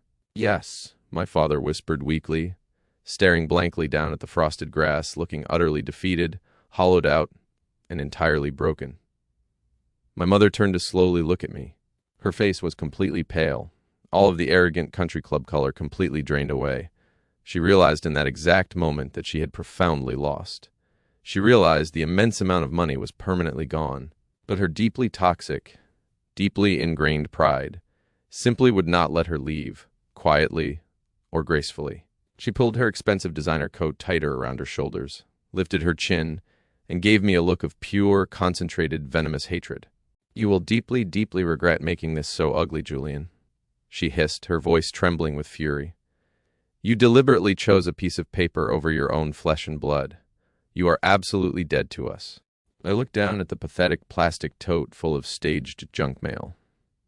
I looked at the stolen brass key lying uselessly in the dirt. I looked at the uniformed deputy who was actively writing my parents into a permanent, embarrassing criminal record. I searched my heart and I realized I felt absolutely nothing for them anymore. Not anger, not sadness, just a profound, liberating emptiness. The well of my empathy for these toxic people had completely, permanently run dry. "No, Mom," I said smoothly, my voice perfectly steady and devoid of emotion. "Grandpa chose the paper. He knew exactly what you were, and he knew exactly what you would try to do to me. I just read the paper. Now get off my property." They left. There was no massive cinematic screaming match with me. There was no physical altercation. There was just the pathetic, highly embarrassing sight of a failed toxic family collapsing under the crushing, undeniable weight of daylight, security cameras, and airtight legal paperwork. Preston stormed aggressively down the long driveway, violently kicking a landscaping stone, loudly cursing at our parents for ruining his life. My father trailed slowly behind him, his shoulders slumped, suddenly looking 10 years older and completely exhausted. My mother walked rigidly, staring straight ahead, refusing to look back at the house she had just lost forever. Part 19. The Determination. By Monday morning, Victor Vance proved exactly why my grandfather had trusted him implicitly. He was completely, meticulously ruthless. He did not wait for my parents to try and apologize or negotiate.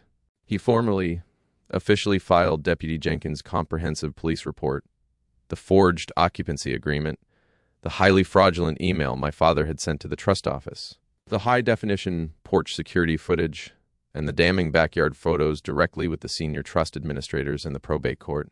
3 agonizingly long days later, on a quiet Thursday afternoon, my phone rang. It was Victor. "Julian," Victor said over the phone, his voice laced with deep, undeniable professional satisfaction. "The senior trustee has reviewed the evidence and made a final, legally binding determination. It is completely over." I sat down heavily at my kitchen table. I traced the grain of the wood with my finger. It was the exact same table where my father had arrogantly, confidently slid that fake eviction notice beside the Thanksgiving mashed potatoes just exactly 1 week prior. I let the absolute magnitude of Victor's sentence settle over me like a warm blanket. "What is the verdict?" I asked, my heart pounding slightly.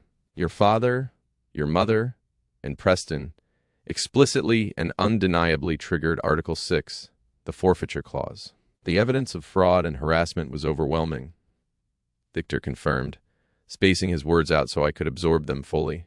"All of their remaining trust distributions are officially, permanently forfeited. Every single remaining cent." "They can't fight it?" I asked, needing to be absolutely sure. "They can try, but no sensible lawyer will ever take the case, and they will be heavily sanctioned for frivolous litigation if they do. The police report and the forged signature are a death blow to any appeal. It is completely, totally over, Julian. You won. You are safe." Under the brilliant, incredibly foresightful terms of Grandpa Harrison's meticulously crafted trust, the massively forfeited shares did not just awkwardly circle back to the people who caused the breach. The money was not locked away in some endless, expensive legal limbo that would drag on for years. If the family aggressively contested the house, they didn't just lose their money. The money was explicitly, purposefully redirected to hurt them the most. It dropped directly, entirely into the alternate remainder Grandpa had legally named years earlier. The entire $240,000 was split completely evenly between a local veterans housing nonprofit in Buncombe County, which helped homeless vets get off the streets, and a community library foundation that he had quietly, passionately supported for decades. That specific, brilliant detail felt exactly like him. He had not just protected me from their insatiable greed.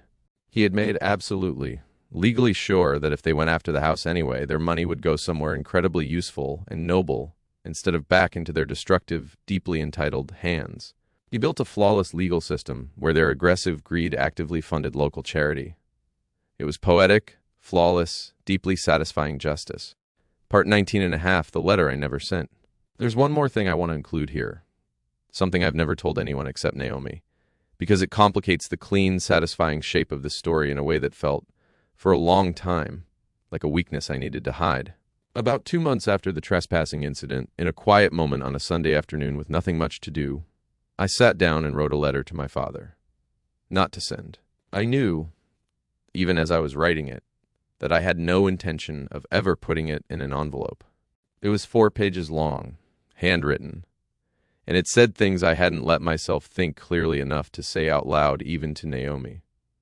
It talked about the year I was 7, when he'd coached my little league team for exactly 1 season before deciding it took too much time away from work, and how I still remembered the specific, physical sensation of standing at the batting cage waiting for him to show up on a Saturday morning he'd promised, and watching the parking lot stay empty.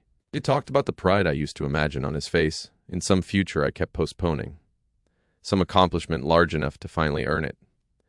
It talked about how strange it was to realize, at 29, that I had spent almost my entire life negotiating with a version of my father that existed only in my own head, a version who was kinder and fairer than the real one, a version I kept giving chance after chance to show up, long after the real man had made his priorities clear 100 times over. I wrote that letter in 1 sitting, cried through most of it, in a way I hadn't let myself do since the funeral, and then folded it into thirds and put it in the same drawer, where I keep Grandpa's old fishing license, and a photograph of him standing in front of the half-built house, decades before I was born, young and strong and squinting into the sun. I still have it. I take it out and reread it sometimes, usually on his birthday, which I still, out of some stubborn habit I can't quite explain, remember every year without meaning to. I'm not telling you this because it changes anything about what my father did, or because I think there's some tidy redemptive lesson buried in it. I'm telling you because I think it's important, in a story that could otherwise sound like a clean, triumphant revenge fantasy, to be honest about the fact that winning didn't erase the grief underneath it. I got my house. I got my peace. I did not, and do not expect I ever will, get the father I spent so many years quietly hoping might still be in there somewhere, if I could just find the right combination of effort and patience to reach him. Some losses don't come with a forfeiture clause to redirect them somewhere useful. You just carry them, and you build a life around the space where the other things should have been. Part 20, 6 months of silence. 6 entire months passed. The profound, beautiful silence that fell over my life was the greatest thing I had ever experienced.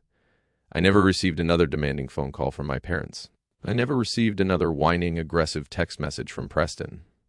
They completely cut me off, entirely pretending to their friends that I was the deeply disturbed villain of their tragic family story.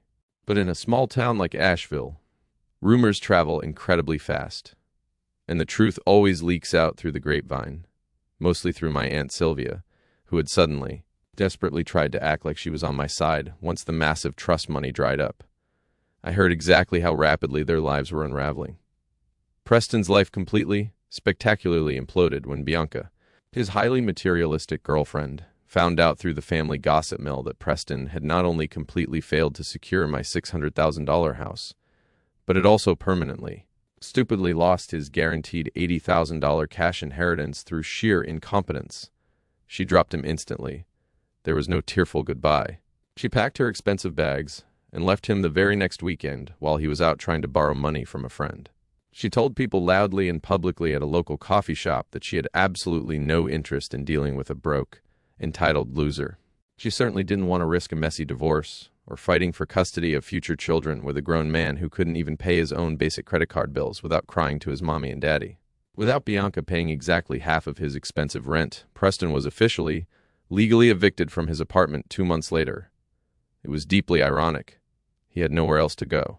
His credit was completely destroyed, and no landlord would touch him. So the 32-year-old golden boy was forced to move back into his childhood bedroom at my parents' house. My parents, who had always fiercely valued their social appearances above absolutely everything else, were suddenly painfully forced to severely downsize their luxurious lifestyle. Without their quarterly trust fund payouts padding their bank accounts and funding their vacations, they were completely drowning under the massive weight of Preston's endless accumulating debts. My father had to delay his comfortable retirement plans indefinitely, working longer hours at a job he was starting to hate. I heard from Sylvia that they were secretly, desperately dipping into my father's 401k retirement account and quietly liquidating what was supposed to be a robust college fund for their future grandchildren, all just to keep Preston's financed car from being aggressively repossessed by the bank. They sacrificed their own golden years, their own financial security, and their own peace of mind to endlessly protect the golden child who would never, ever take care of them in return. They got exactly what they fought so incredibly hard for, They got Preston, full-time, forever. Part 21, A New Life. As for me, I flourished in ways I never thought possible. The sheer crushing weight of their constant expectations and demands was finally gone from my shoulders. The very week after the intense police incident, I hired Todd the locksmith to come back to the house. I officially thoroughly changed every single lock on the entire property, including the heavy cellar door. I paid a professional security company to install 3 more high-definition, night vision security cameras around the perimeter, ensuring there were 0 blind spots. I finally truly let myself completely enjoy the beautiful house, without constantly waiting for someone to reappear and aggressively demand I surrender it in the name of fake family fairness. I started a massive garden in the backyard where the fake mail had been planted, turning that particular patch of ground into something I actually wanted to look at. Rows of tomatoes and squash, and eventually a small bed of chrysanthemums I planted for no one but myself.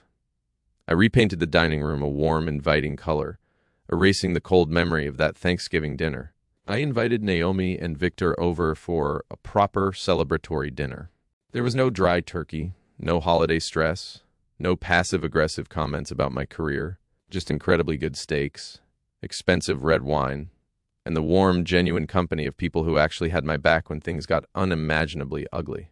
We sat at the very same polished oak dining room table, and for the first time in 6 long years, the room felt completely warm, incredibly safe, and entirely mine. Something else happened around that same time that I think belongs in this story, even though it has nothing to do with lawyers or trust documents. About 3 months after the incident, I got a call from a woman named Renata, who ran the Veterans Housing nonprofit that had received half of the forfeited trust money. She'd tracked down my contact information through Victor's office, apparently curious about the story behind the unusually large donation that had landed in their account, with a cover letter explaining its origin in broad strokes. We met for coffee, and I told her the whole thing, or most of it, and she told me about the nonprofit's work: transitional housing for veterans coming out of homelessness, case management, job placement, the unglamorous daily grind of trying to rebuild lives one person at a time on a budget that was always too small for the need in front of it. She told me the donation had let them fully renovate a duplex that had been sitting half-finished for over a year because they'd run out of money mid-project, and that 2 veterans had moved into those units the month before we spoke. I hadn't expected that phone call to affect me the way it did. I'd known abstractly that the forfeited money was going somewhere good. But sitting across from Renata, hearing about 2 specific men with names and service records and difficult pasts, who now had a roof over their heads because my father had been too greedy to leave well enough alone, made the whole ordeal feel, for the first time, like it had produced something purely good in the world, something that existed entirely independent of my own vindication. I started volunteering with the nonprofit a few months later, helping with their intake paperwork on Saturday mornings, a small, quiet way of staying connected to the strange, unexpected good that had grown out of the worst week of my adult life. Naomi raised a toast that evening that I still think about often. "To the people who show up," she said, "and to the ones who finally stop waiting for the ones who never will." Victor, uncharacteristically sentimental for a man who spent his professional life drafting airtight legal language, added quietly, "Your grandfather would be proud of how you handled every single moment of this. Not just the winning, the way you did it. Calm, documented, patient. That's harder than being angry, and it's worth more in the end." I started, slowly, to rebuild the parts of my life that had been quietly starved for years while I was busy fighting a war I hadn't chosen. I reconnected with an old college friend, Marcus, who I'd let the friendship lapse with during the worst years of the family conflict, too exhausted and too guarded to maintain anything beyond the bare minimum. We started getting dinner every couple of weeks, and I found, to my own surprise, that I actually had things to talk about besides property taxes and legal strategy. I took up woodworking in the garage, something Grandpa had tried to teach me as a teenager, and that I'd never properly picked back up, and I built, slowly and imperfectly, a set of bookshelves for the study that I am unreasonably proud of. I also started seeing a therapist, something I'd resisted for years, mostly out of a stubborn, misplaced belief that needing help was itself a kind of failure, one more area where I'd fall short of some standard I couldn't quite name. Her name was Dr. Patel, and in our very first session, When I gave her the abbreviated highlight reel version of the Thanksgiving dinner and everything that followed, she asked me a question that stopped me cold. "You've told me a lot about what your family did to you. What did you do all those years to yourself in order to keep tolerating it?" I didn't have a good answer for her that first session. Over the following months, we worked slowly through what that question actually meant, the ways I'd shrunk my own expectations, year after year, until not being actively insulted at dinner started to feel like a genuine, achievable win, the ways I'd taught myself to anticipate and preemptively absorb their criticism, so that by the time they said something cruel, I'd already braced for it so thoroughly it barely registered as new information. The way I'd measured my own worth almost entirely against Preston's failures, taking a kind of grim comfort in being the responsible one, without ever stopping to ask whether being responsible was actually making me happy, or whether it was just the only role available to me in a family that had already cast Preston as something else. Dr. Patel never once told me I was wrong to fight for the house, or wrong to feel the satisfaction I felt watching my parents' plan collapse in that backyard. But she did help me understand that the satisfaction, real as it was, wasn't the same thing as healing, and that I still had work to do that no folder of legal documents, however airtight, could do for me. That work is still ongoing. I don't think it has a tidy finish line the way the trust dispute did. I've made a kind of peace with that. Uncle George reached out once, about 4 months after everything settled. A short, awkward text message that reads simply, "Heard what happened. Sorry I wasn't a better uncle to you these last few years. Hope you're doing all right." I didn't respond right away. I sat with it for almost a week before I finally wrote back, "Thanks, I appreciate you saying that." I haven't heard from him since, and I'm at peace with that. Some bridges you rebuild, some you let stay burned, and that's all right too. Aunt Sylvia's overtures were more persistent and harder to sit with. She called twice in the first month after Thanksgiving, then started emailing when I stopped picking up, long messages full of soft, wounded language about how she'd always been on my side, really, and how it broke her heart to see the family in pieces. I let most of those messages sit unanswered for weeks at a time. Eventually, I wrote back one short reply, the only one I ever sent. "I know you told Mom everything I said to you at those coffees. I'm not angry anymore, but I don't think I can trust you with anything real, and I'd rather be honest about that than pretend otherwise." She wrote back a long, defensive message insisting she'd only ever meant well, that she was just trying to keep the peace, and I didn't respond to that one at all. I think, if I'm honest, some part of her genuinely believed her own account of herself. I've come to think that's true of almost everyone in my family, in one way or another, that very few people wake up deciding to be the villain of somebody else's story, and that the damage they do often survives quite comfortably alongside a private, unexamined belief that they were the reasonable one the whole time. I don't say that to excuse any of it. I say it because understanding that particular truth, that cruelty rarely announces itself as cruelty, even to the person committing it, has done more to help me let go of the anger than anything else has. It's hard to stay furious at people once you stop expecting them to ever see themselves clearly. You just accept that they won't, and you build your life at a safe enough distance that it stops being your problem to fix. Part 22. What I learned. Looking back on everything that happened, the single thing that stays with me the most, the phrase that echoes in my mind, is my mother's final, desperate accusation in the backyard. "You deliberately chose a piece of paper over your own flesh and blood." For a very long time, society tells us that blood is the absolute ultimate bond. We are heavily conditioned from birth by movies, by culture, and by our own families to believe that family is absolutely everything. We are told that you must endlessly forgive your parents and siblings because you share the same DNA. We are told to keep the peace at all costs. We are told to be the bigger person and absorb the abuse. We are told to endure the unendurable, simply because that is just how family is. But let me tell you something I learned the absolute hardest, most painful way possible. Blood does not give anyone a free, unlimited pass to deeply abuse you. Blood does not entitle anyone to the fruits of your hard, grueling work.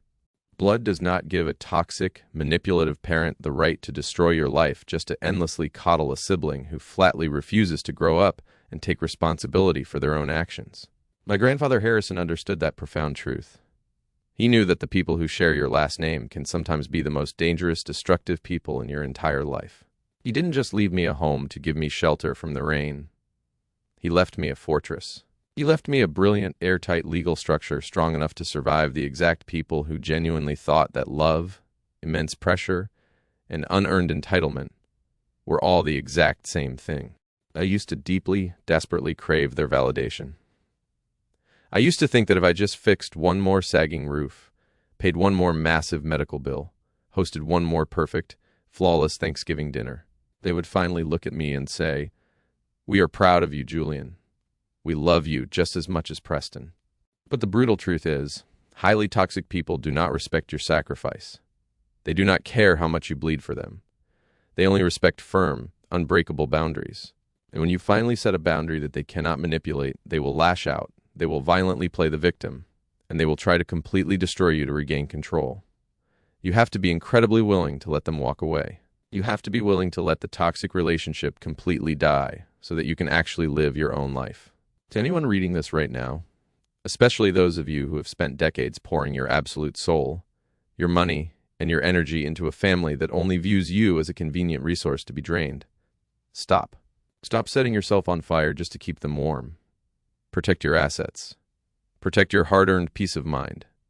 Get absolutely everything in writing. Hire a good, ruthless lawyer if you have to.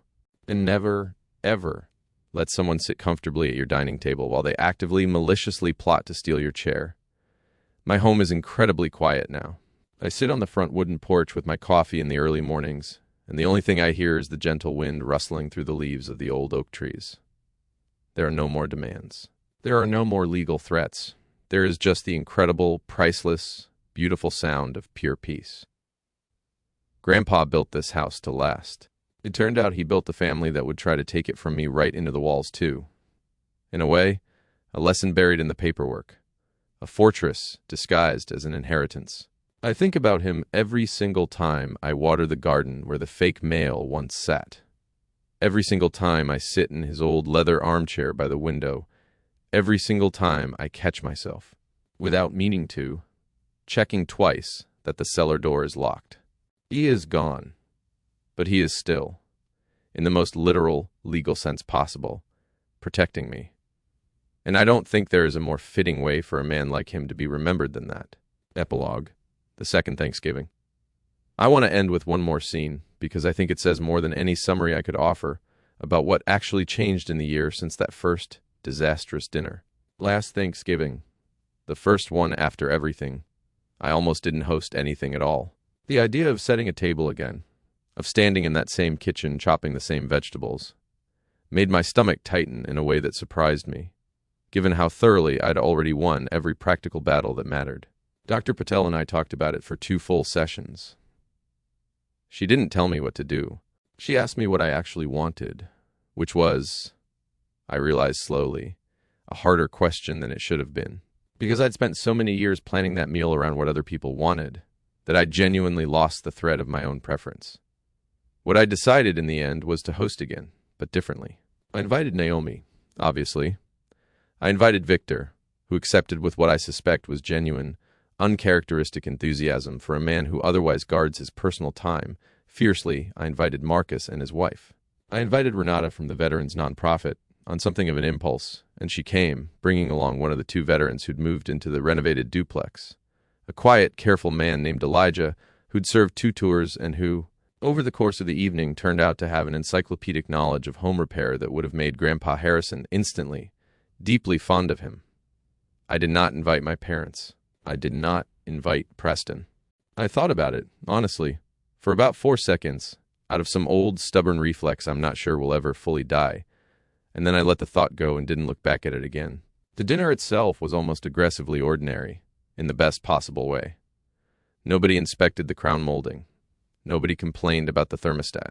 Nobody boasted about a promotion in a way clearly designed to make someone else feel small. Elijah told a long, funny story about a disastrous camping trip that had everyone at the table laughing so hard Naomi had to set down her wine glass to avoid spilling it. Victor, 3 glasses of red wine into the evening, told us about his own grandfather, a stonemason in Charleston, and how he'd learned the value of building things that outlast the people who commission them.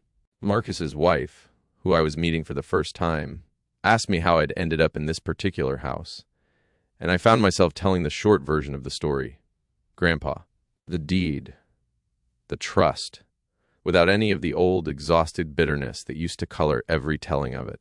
It felt, for the first time, like a story about a man who loved me carefully and thoroughly, rather than a story about the people who tried to take what he'd given me.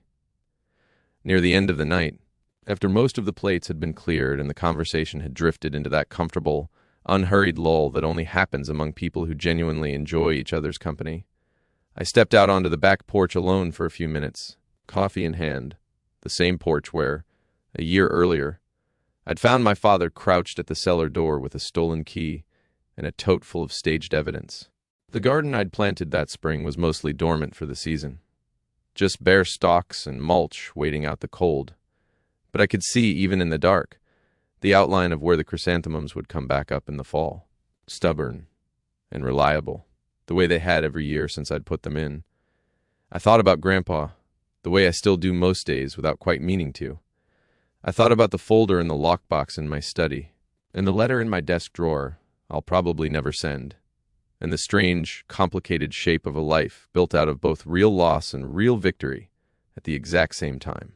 I thought, too, about something Victor had said to me once, months earlier, over coffee, almost as an afterthought. Your grandfather didn't just want to protect the house, Julian. Houses can be rebuilt. He wanted to protect the version of you that was still capable of trusting people who actually deserved it, after spending so many years surrounded by people who didn't.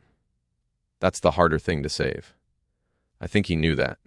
I stood on that porch for a long while, listening to the muffled sound of laughter drifting out from the dining room behind me, and I understood, maybe for the first time all the way down, that he'd succeeded. When I finally went back inside, Elijah was helping Naomi clear the last of the dessert plates, and Victor was showing Marcus a photo on his phone of some elaborate stone retaining wall his grandfather had built decades ago in Charleston, the kind of structure that had clearly outlived every argument anyone ever had about it. Renata was laughing at something Marcus's wife had said, her head tipped back, completely at ease in a house she'd never once set foot in before that evening. Nobody was performing for anybody. Nobody was measuring the silverware, or inspecting the crown molding, or waiting for the exact right moment to slide something devastating across the table. I picked up a dish towel and started drying the plate Naomi handed me, the same easy, wordless rhythm we'd fallen into 100 times before over the years, in 100 smaller, quieter moments that had nothing to do with lawyers or deputies or forged signatures. And I thought about how strange it was that the loudest, most dramatic night of my life, the eviction notice, the folder, the cellar door, the deputy's flashlight sweeping across a tote full of staged mail, had ultimately led me here, to something this unremarkable. A kitchen full of dirty dishes. Good company. Ordinary conversation drifting easily from one topic to the next, with nothing underneath it, waiting to strike. Grandpa used to tell me, back when I was young enough to think it was just something old men said, that the whole point of building something well was so you could eventually stop thinking about whether it would hold. You laid the foundation, right? You framed the walls square. You flashed the roof properly against the weather. And then if you'd done the work honestly, you got to actually live inside it without constantly worrying it might come down around you. I understand now that he wasn't only talking about houses. The house still stands exactly where he built it, on the same plot of land, with the same stone foundation he laid with his own hands before my father was even born. But somewhere in that terrible, revelatory week, the eviction notice on the table, the folder in the drawer, the deputy's flashlight in the frosted grass, I think I finally finished building the other thing he'd started for me all those years ago in Victor's office, quietly, without either of us fully realizing it at the time. Not just a house I could keep, a life I could actually trust to hold my weight. That, in the end, is the real inheritance. The house was just where he chose to put it. If you take nothing else from this story, take this. The people who genuinely love you will show up on the ordinary Tuesdays, the ones with no cameras and no audience and nothing to prove. Watch for that. It matters more than any toast, any promotion, any polished smile across a holiday table ever will. Grandpa knew that. It took me 29 years, one eviction notice, and a folder full of paperwork to fully learn it myself. I'm grateful in the end that I finally did.